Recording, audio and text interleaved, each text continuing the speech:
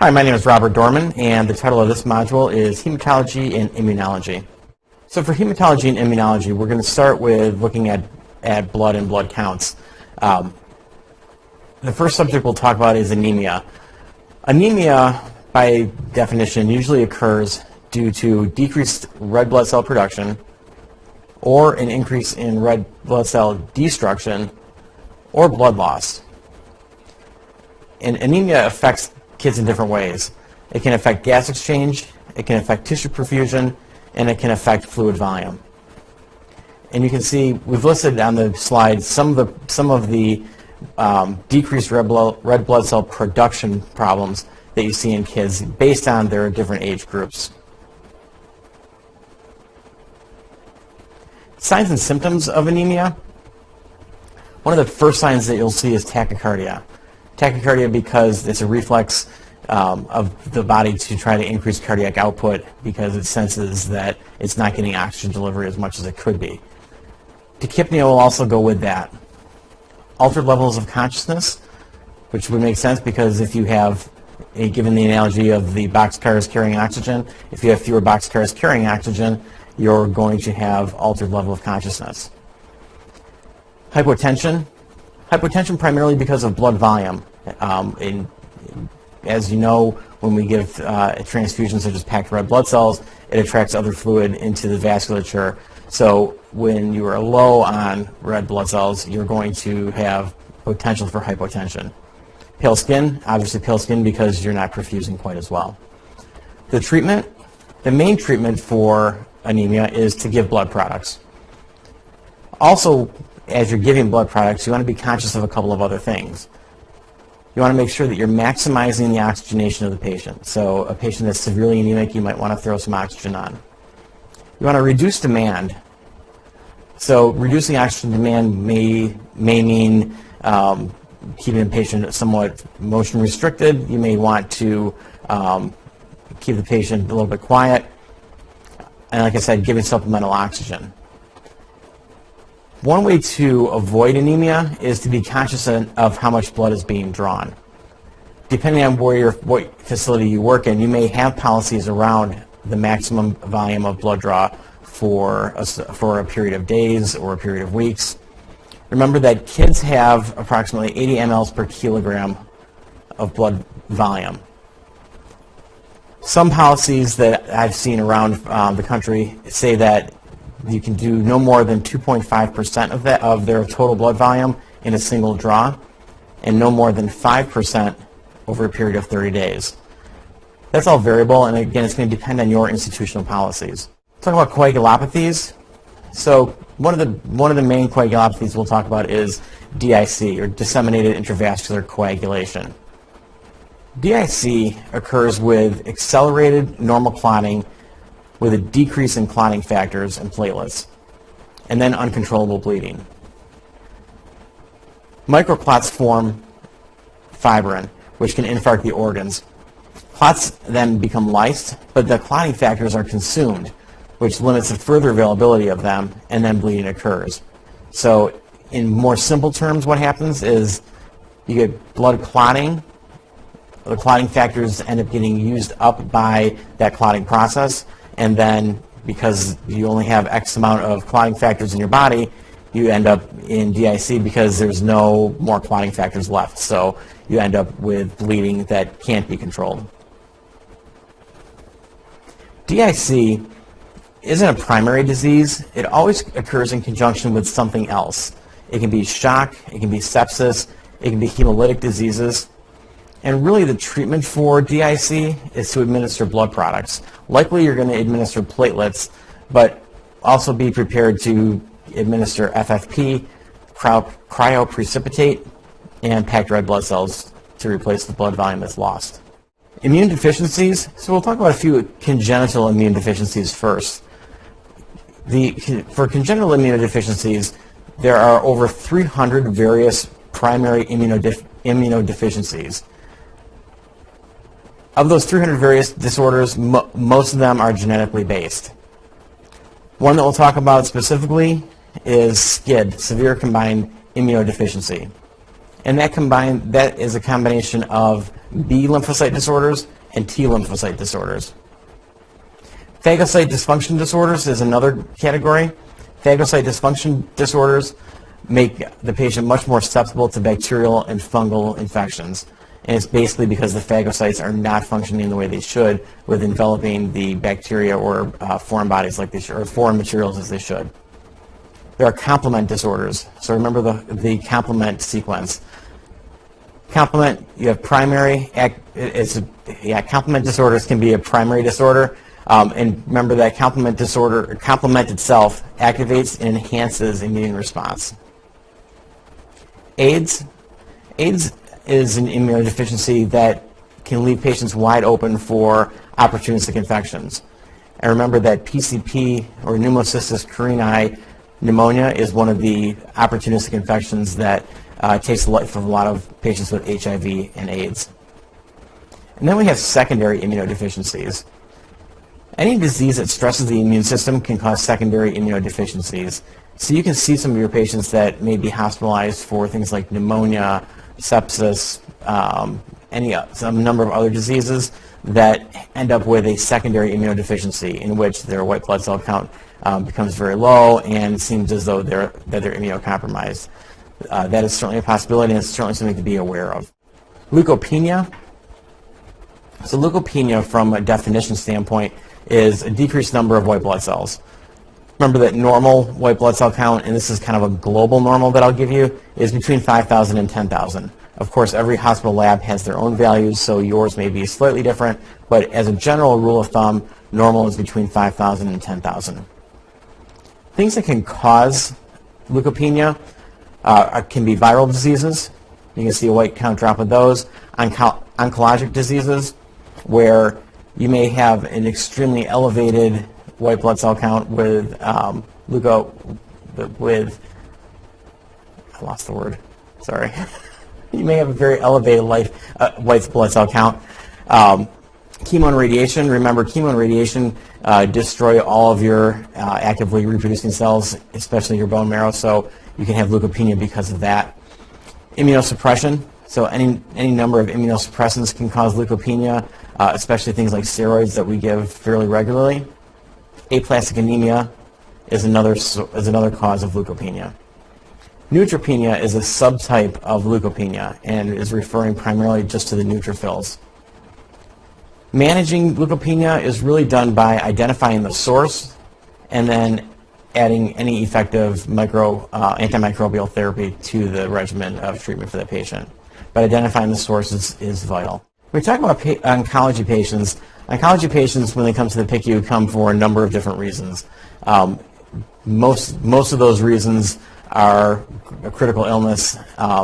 They can include infection, fever, and sepsis, pleural and pericardial effusions, typhlitis, which remember is the inflammation of the bowel wall, pancreatitis, tumor lysis syndrome. Patients can come for hemorrhagic cystitis, as well as seizures or SIADH. And there are certain types of oncology treatments that cause specific issues, and those are listed up on the slide. We'll talk a little bit about sickle cell anemia. So for the most part, when patients come to the pediatric ICU for sickle cell, they're usually in some sort of crisis. They could be in a splenic sequestration crisis or an aplastic crisis. Acute chest syndrome may be the cause of their admission. Vaso-occlusive crisis or a pain crisis where their pain needs to be managed very aggressively. Remember, patients with sickle cell crises can also have CVAs or cerebrovascular accidents. Sickle cell anemia can also lead to bone marrow necrosis and fat embolism, which can then lead to multi-organ system failure. Priapism is another effect or adverse effect of sickle cell anemia. Things that cause patients to go into sickle cell crisis are infections, dehydration, and increased viscosity of their blood. And if you think about it, dehydration would lead to the increased viscosity, because if the patient only has so much blood volume and part of their volume is comprised of the abnormal sickle cells, those are going to hook on and cause occlusions in blood flow a lot easier. The treatment for sickle cell anemia, or for sickle cell crises, is pain control, hydration, blood, and sometimes blood to the point of doing something like an exchange transfusion or plasmapheresis, and oxygen, because you want to maximize the oxygen carrying capability of the good red blood cells, because there are X number that are not going to be carrying oxygen well because they're the sickled cells. Thrombocytopenia. We have patients, thrombocytopenia is defined as having a platelet count of less than 150,000. And again, this may vary slightly based on your facility, but for the most part, 150,000 is usually a safe bet. Thrombocytopenia can be caused by low production, destruction, or sequestration of platelets. Things that can cause thrombocytopenia: medications, liver and renal disease, bypass or dialysis, where the platelets actually get destroyed in the machines, aplastic anemia, where you just don't get as many formed, ITP, which is idiopathic thrombocytopenic purpura, DIC, or really any bone marrow disease. The treatment for thrombocytopenia is fairly straightforward. It's platelets. And you're really cautioned over the course of treatment to really monitor these patients for abnormal bleeding.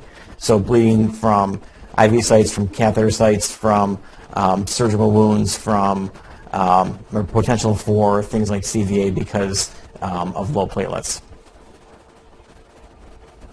We'll talk a little bit in this hematology immunology about healthcare-associated infections, specifically CLABSIs, CAUTIs, and ventilator-associated pneumonias, or ventilator-associated events.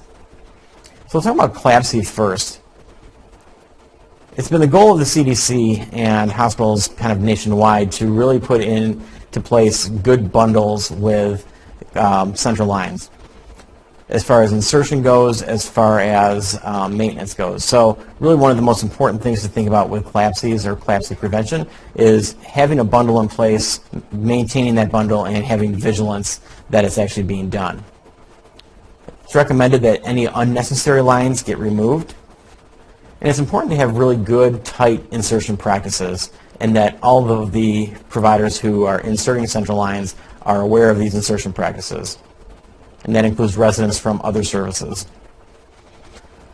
Really important to make sure that we're maintaining the dressing and access, and that we're following the protocols we have in place for how we access, when we access, what we access. CAUTIs are another healthcare-associated infection. Those are catheter-associated urinary tract infections. So these are UTIs that patients get when they have Foley catheters in. So one of the ways to avoid this or prevent it is to only use Foley catheters when necessary. Do you need to have a Foley in the patient, or can you collect urine a different way?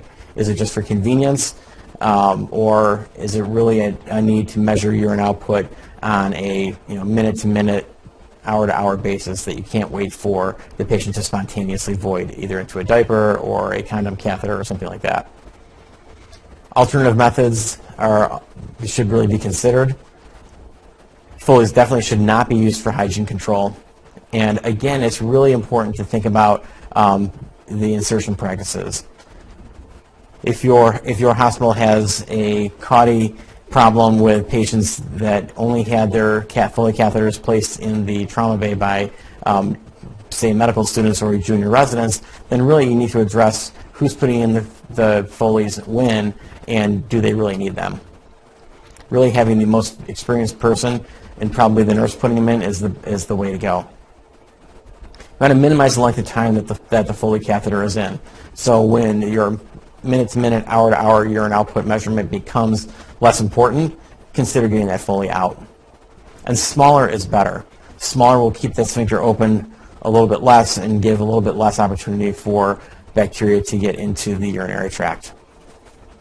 And then securing and maintaining that, so making sure that you're doing good Foley care, that the catheters are secured and that they're not just kind of swinging in the breeze. Ventilator-associated pneumonia or ventilator-associated events can be prevented, and I think this is probably one of the first healthcare-associated infections that we really started looking at. The protocol for keeping patients free from ventilator-associated events usually involves having patients who are intubated or trached to have the head of bed elevated, giving them sedation holidays to assess their readiness for extubation, and then thinking about things like ulcer prophylaxis, DVT prophylaxis, and oral care. So it's not just necessarily ventilator-associated pneumonias, but it's ventilator-associated ulcers, ventilator-associated DVTs that can happen from patients being immobile. So really being diligent on your efforts to help prevent those. Remember that oral care is really important, that you have almost a direct line from the mouth down into the trachea, into the lungs, so making sure that we're doing good oral care. And then also important and helpful to prevent ventilator-associated events are things like mobilization. I know everyone cringes when we talk about getting intubated patients up and out of bed, but it's really important to get them as mobile as we can. So whether it's getting them lifted into a chair, whether it's putting a baby in a baby swing, whether it's, I've seen kids actually ambulating in the room with an ET tube in, you can certainly get those patients up. Some of them you can certainly get up and get them moving around a little bit. Important from a healthcare provider standpoint to have good hand hygiene and then maintaining sterile techniques and paying attention to changing out things like humidification systems, vent circuits, suction catheters, things like that. From an infectious disease standpoint, we'll talk a little bit about multi-drug resistant organisms such as MRSA, VRE, and CRE. Really, the important thing to take home with the multi-drug resistant organisms is to keep vigilant infection control practices in place. And when we say vigilant, make sure that you're thinking about all the people that go in and out of the room interacting with patients that potentially have these multi-drug resistant organisms, as well as family and yourselves. Talking about influenza, and we're not talking about like the couple kids here and there who have influenza or influenza season. This is more of like a pandemic or epidemic influenza, which in all reality rarely happens. It occurs because people may have little or no immunity to the current flu virus. So remember when influenza vaccines are made, they're usually made based on the prevalence that is seen from the previous year and what they predict is going to be around this year. So the strains of influenza that the vaccine covers is based on that information. If there is a new strain of influenza that kind of appears on the world stage, that may not be covered in the vaccine, and that's when you end up with pandemic or epidemics. This can affect even healthy people and can lead to severe complications.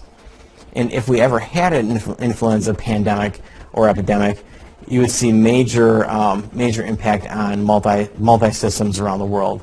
The medical system would be simply overwhelmed because you would have all of these people with influenza in addition to all the people with all the other things that we see on a daily basis. It would have a major impact on people in the U.S. And then around the world. So we hope to never see this, but if we do, it's important to kind of know the cause and where it came from. We talk about transplants a little bit too in the immunology section. So we talk about transplants, a lot of it's with comorbidities in patients that have a transplant history. So patients that have a transplant are immunosuppressed by nature or by design and can develop infections because of that. So when we talk about immunocompromised patients, these are patients that are certainly immunocompromised. Specifically for patients with bone marrow transplants, some of the things to look for are graft versus host disease, recurrence of whatever cancer they had that was treated with a bone marrow transplant, and or new malignancies.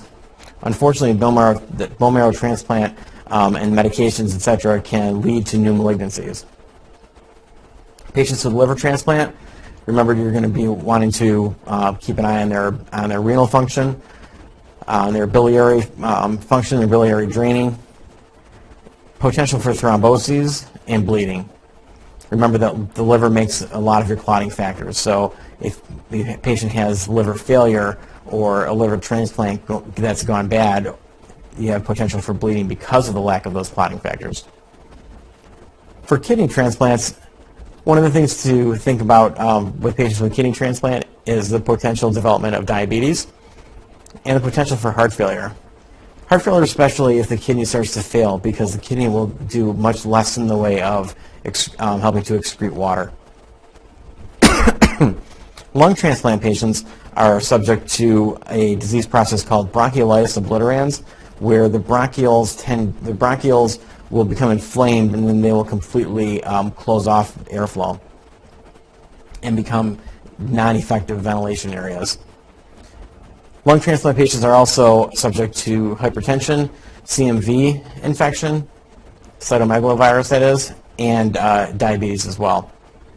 So it's important when you have a transplant patient to really think about the potential effects that may have on them going down the line. And then if you see them coming back to your facility, what they could be coming in with. So we'll go through some review questions on the hematology and immunology section. Acute post-hemorrhagic anemia develops after D, a rapid loss of erythrocytes. So remember that what the question is asking. The question is asking acute post-hemorrhagic anemia. So is there anemia when the bone marrow is damaged? Absolutely. Could there be anemia when the spleen is damaged? Absolutely.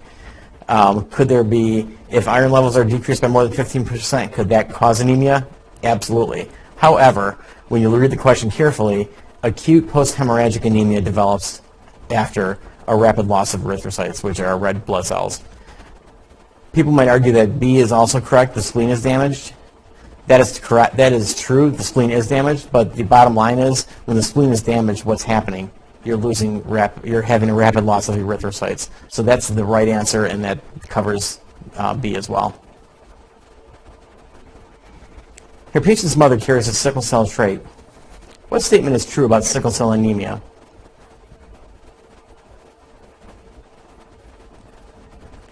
So we talked about C, high blood viscosity and low oxygen tension may cause a sickle cell crisis.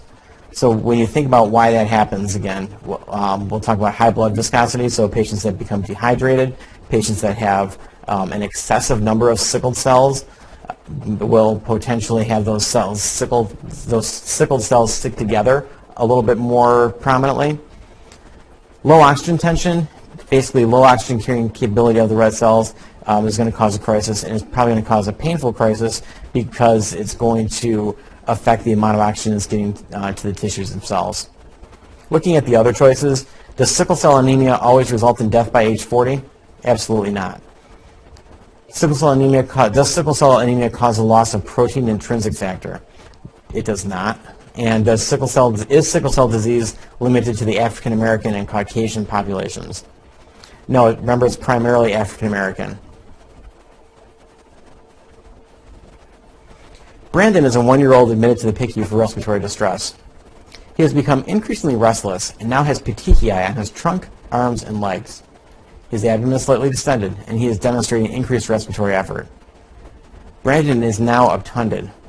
During your assessment, you note pink-tinged urine in the diaper, generalized ecchymosis, and oozing from the IV line insertion point. You suspect that Brandon may have DIC. So DIC, remember, is not a primary disease. It is usually brought on by another disease of some sort. So the fact that he was admitted to the PICU for respiratory distress makes me think that he was in for bronchiolitis or pneumonia or something like that. The increasingly restless and petechiae show me that he's having some bleeding, potentially. He's now has pink-tinged urine, he's bruising, and is oozing blood from the IV site. So that just kind of illustrates what DIC is. The other three answers. So pulmonary emboli and fat embolism would behave the same. Not necessarily like this. It would not have this presentation. There would be more of the respiratory distress issues, not necessarily the DIC illustration that we see. Plus, I would have a hard time determining pulmonary emboli versus fat embolism, which one of those would be right if I was picking those. Meningitis, I think we have that answer there because, again, if you're kind of reading the question quickly, you get to the obtunded standpoint, you glance down at the answers and you think, meningitis, he's obtunded.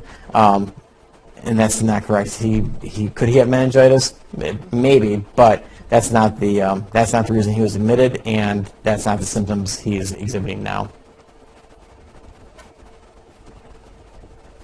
Select the greatest concern in a post-operative patient. So when you think about the greatest concern, I guess I would phrase this when I'm reading this question. What would be like the greatest concern to life? Like, what's the greatest potential life-threatening concern in a post-operative patient? It would be hemorrhage. Are the rest of these potential concerns? Absolutely. Is pain management important, especially to the patient? Absolutely. But when you think about the risk of infection and recovery from anesthesia, when we're talking about the greatest concern, if you think again about the greatest life-threatening concern, it's going to be hemorrhage. Where is life-threatening hemorrhage most likely to occur in the patient without trauma? In the abdomen.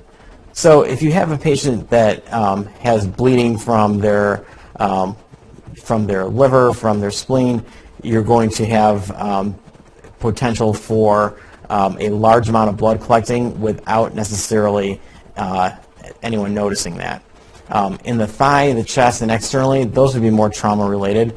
But if you had any spontaneous bleeding from the spleen or liver, remember those are very, very vascular organs, and you can have a significant amount of bleeding from them.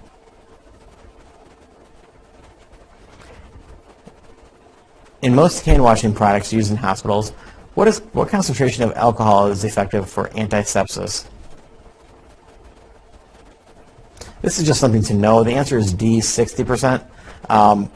It's probably important to know that it's the highest of the answers that were there. I think most of your alcohol rubs, they may have more alcohol than 60%, but as far as the minimum goes, 60% is about the minimum. Children with sickle cell disease are at risk of developing which of the following problems?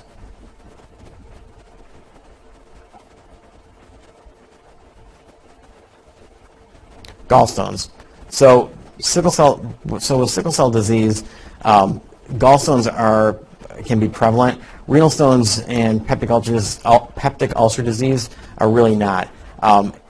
This is more of kind of just a fact to know that gallstones can be prevalent in these patients, and part of it may be because of decreased perfusion. What lab values need to be monitored to detect rejection following a kidney transplant? So this is probably one of those, which is the best right answer. Creatinine is going to be your best indicator of rejection following a kidney transplant because it's going to show you more acutely what's going on with the patient and their kidney function. Remember that sodium and potassium can be somewhat variable based on hydration status, based on intake, etc. It's not going to necessarily, a bump in potassium isn't necessarily indicative of rejection following a kidney transplant, where a significant bump in your creatinine certainly would make me worried. The specific gravity of urine just has to do with the ability of the kidney to concentrate urine, so it's not necessarily going to be indicative of rejection of a kidney transplant. When leaving the room of a patient on droplet precautions, which order of action is correct?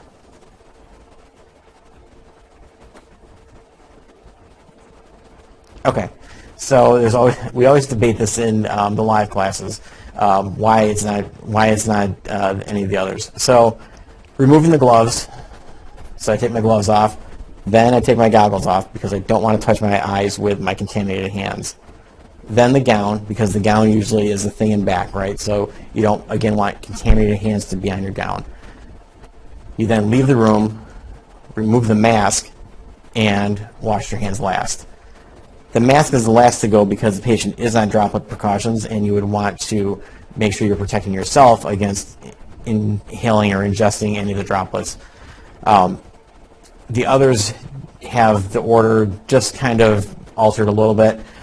This is going to be the most effective. And if you see a question like this, I would just run through it in your head just like I did. So just think about what makes more sense. An otherwise healthy female develops cellulitis of her arm. The Gram stain reveals gram-positive cocci in clusters. What is the next best step in her treatment?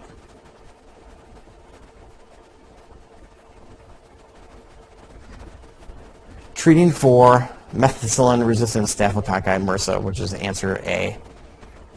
So remember, B is not true because we do treat patients with MRSA. Hospital and community-acquired MRSA can be treated similarly. That's correct, but it's not the best answer. And hospitalization with isolation is necessary during treatment. That's not necessarily true, that she could potentially have treatment not necessarily in the hospital for this. So treating for MRSA is kind of the global right answer. What is thrombocytopenia?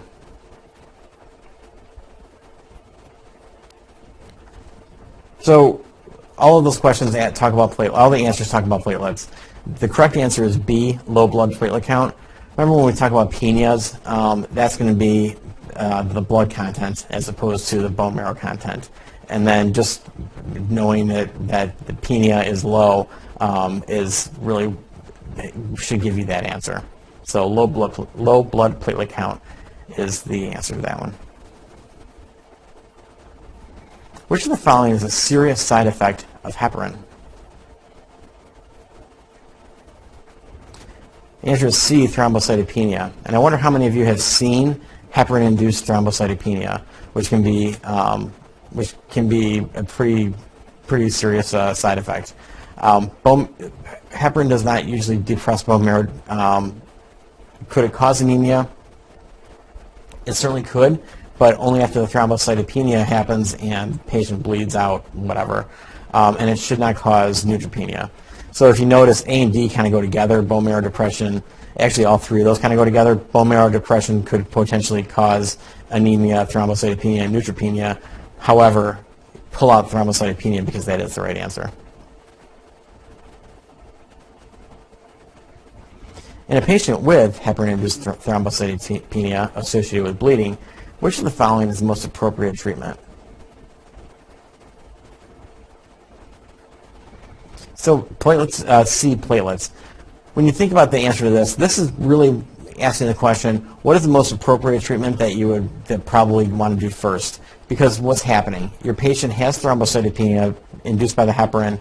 They are bleeding, so the thing that's going to fix that right away is giving them platelets. Potentially later on in their care, they could receive any of the others, but really, if you think about what needs to happen right now initially, they would get a platelet transfusion first. Which of the following is not true of massive blood transfusions? Hypokalemia can occur. So if you think about what happens with when patients get blood, actually remember that hyperkalemia can occur. So the very opposite of D, they could be hyperkalemic. The other three are true, so they can get dilutional thrombocytopenia because in massive transfusions we give a ton of red cells and sometimes we forget about the platelets, so unless we have a massive transfusion protocol, we may leave out some of the other products. So hypocalcemia doesn't occur because remember, you often get there's often calcium citrate as part of the anticoagulant that's in blood bags. So patients could get hypercalcemic.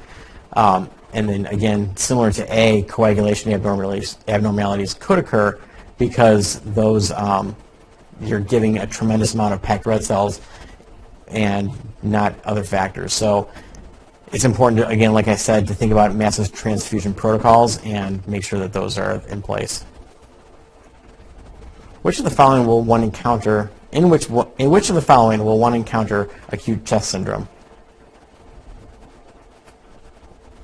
Sickle cell anemia. So sickle cell anemia, when you say acute chest syndrome, you are talking about a condition that comes with sickle cell anemia, and not any of the other three. Patients with sickle cell disease are at increased risk for what type of infections? The answer to this is B, pneumococcal pneumonia. If you take care of sickle cell patients, one of the things that you should notice from their home med list is that a lot of them will be on a kind of prophylactic dose of penicillin. That is prophylaxis against pneumococcal pneumonia, specifically like PCP pneumonia, similar to what HIV patients end up getting a lot of times. They shouldn't, because they have sickle cell disease, they shouldn't be at any higher risk for getting gastroenteritis or appendicitis or an external otitis. The question comes in, or the problem comes in, is with pneumococcal pneumonia, which again is why a lot of them are on prophylaxis. What is the hallmark symptom of sickle cell disease? Pain. So fever, not necessarily. Leukocytosis, not really. Joint effusion, not so much. It's pain, because when you talk about sickle cell disease, remember that patients get the sequestration of the sickled cells, and as part of that, that's going to cause them pain, whether it's because of hypoxia or whether it's because of decreased blood flow, poor perfusion. All of those are going to kind of play into it, and it's going to cause pain for them. Which of the following drugs is used to treat sickle cell disease in adults and adolescents and has been shown to be safe for treating infants?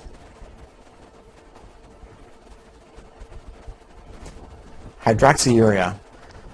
So hydroxyurea has been shown to help treat sickle cell disease as far as the disease itself goes. Hydromorphone is used as a pain medication, as is hydrocodone. So are we using that to treat the pain, or are we using that to treat the disease?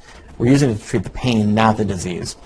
Hydroxyzine is more of an antihistamine, and that doesn't have any effect on sickle cell anemia. So it's hydroxyurea that we've started to use to treat infants as well as kids and adults. And which of the following is rarely affected by sickle cell crises? The ears. So really what you want to think about is, where do you have the most blood flow, and what's going to be most at risk for causing problems? So sickle cell crises, or a pain crisis that can occur in the abdomen. Patients can come in with severe abdominal pain. It can occur in the legs or really any extremities, and it can certainly occur in the chest.